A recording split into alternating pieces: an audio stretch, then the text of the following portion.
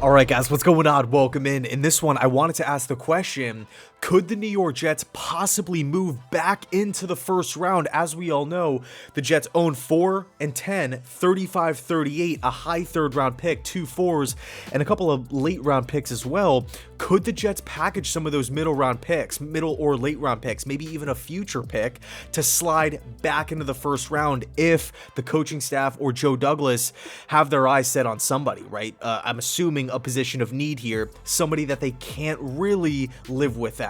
Okay, somebody that just blows them away. Luckily for the Jets, having those extra draft assets in your back pocket is an absolute luxury. Joe Douglas can take some of those picks, flip them to another team, move back up into the first round, and it's not going to be as detrimental to the franchise long term as opposed to a team that maybe wants to move back up into the first to go secure a quarterback or whoever it may be, but they don't have that extra draft capital, right? That extra draft ammunition. Okay, so I mean, on paper, Joe Douglas could literally trade away a second round pick, a fourth round pick, and a fifth round pick.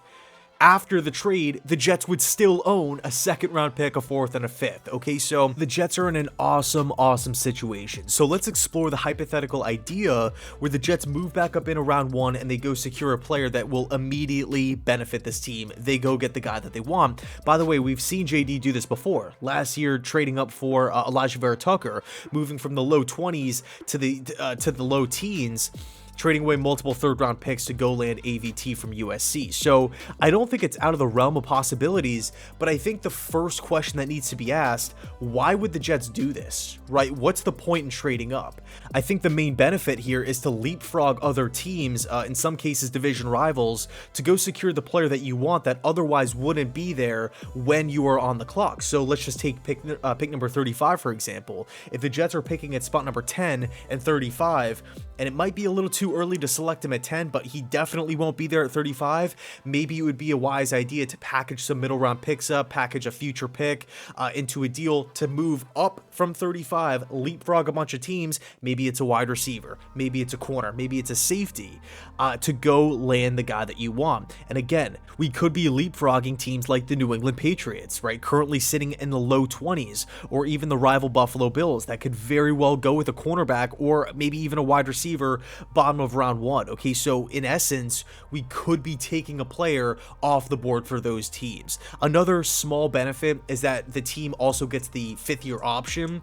I don't want to put too much emphasis on that right now, just because that's 5 years down the line, and I think we need to start riding the ship immediately.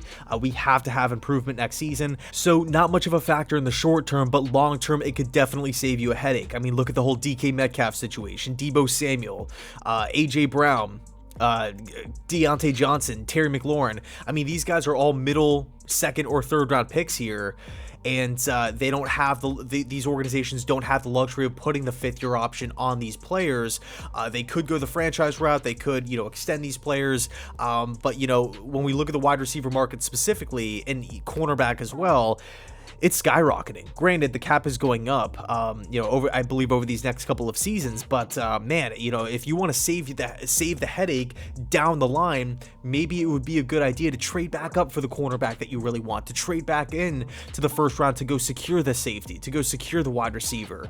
Now, there are a couple organizations that stand out to me as far as potential trade partners. The Buccaneers at spot number 27. I'm assuming the Jets would either part ways with 35 or 38, as well as a couple other picks to jump back into the first round to spot number 27, where you're leapfrogging the Lions, the Bengals, the Chiefs, both of the Chiefs picks, and the Green Bay Packers. And I think this is a sweet spot for the Jets, because if this team wants to target specifically a wide receiver or safety, 27 could be the hot spot, because KC, they could definitely use some help on the back end. I know they brought in Justin Reed, but I still feel like the Chiefs could target a safety, specifically Daxton Hill here. I mean, that division is absolutely stacked. I could see KC wanting to bolster up the secondary. And then of course, the Lions at 32. They could very well be in play for a safety if they don't take Kyle Hamilton with that second overall spot, whether it's a Daxton Hill from Michigan or maybe even a Jaquan Brisker, 32nd overall. And then with wide receiver, I could see the Lions maybe going wide out at 32. I doubt it. But, you know, I mean, it's all dependent on what they do with the second overall pick. But Green Bay, right? Green Bay's a team that desperately needs help at wideout, and you're getting right in front of the Packers. Okay, so that could be a sweet area for the Jets to land. The other option is the Baltimore Ravens sitting at pick number 14. Joe Douglas's former home here. Now, obviously, it's a bigger jump, so in turn, you're going to have to give up more picks, but you're jumping Philadelphia, New Orleans, New England, and both Packers selections. So I think, and by the way, the Saints are picking twice, and the Eagles are picking twice.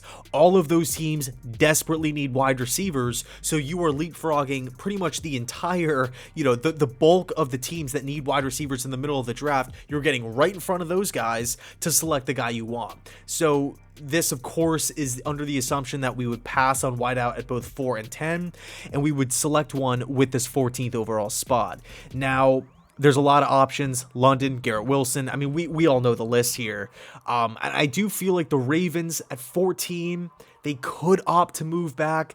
For me, I really, you know, unless they're completely sold on like a George Karlaftis or maybe another edge rusher if one falls, I just don't really see that standout player that the Baltimore Ravens would absolutely love that is at the same time realistic. So for me, the Buccaneers at 27, the Baltimore Ravens at 14, whether we're targeting a safety, whether we're targeting a wide receiver, I think both spots make sense.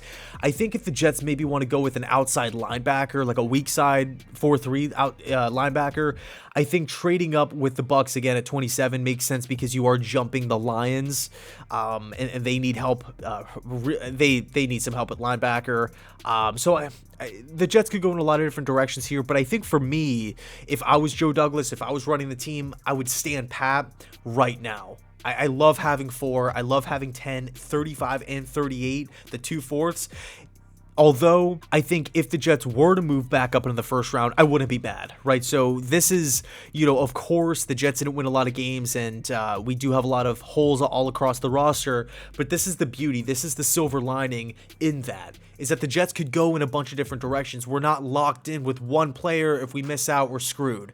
That's not the case. We can go in a bunch of different directions here. So anyway, let me know your thoughts down below in the comment section. Is this realistic? Is this a possibility? I could very well see it happening. But again, I think for me, I would hang tight with my picks, my top 4 in the top 40. I think that is awesome, and it could really propel this team into the future, really sparking this rebuild or jump-starting the rebuild. So let me know your thoughts, and as always, thanks so much for watching, and go Jets.